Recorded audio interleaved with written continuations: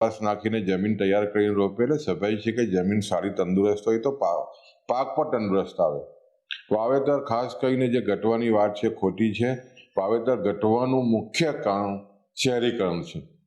તમે જો તો વિશ્વમાં જે 10 શહેરો ઝડપથી વિકસિત થઈ રહ્યા એમાં સુરત છે.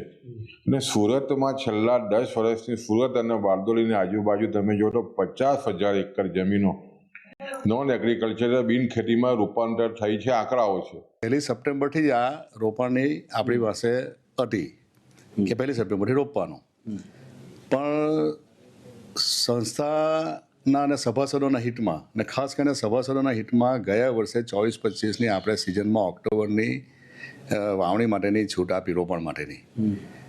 એટલા માટે આપી કે થોડા ખર્ચા થાય કે ચોમાસા પહેલાં આપણે ખેડૂતો ખેડે, ડીકિયા પાડે, ચોમાસામાં ખડ ઉગે એટલે એને દવા છાંટવાનો ખર્ચો થાય, વહેલી રોપીએ એટલે બીજા બધા ખર્ચા થાય.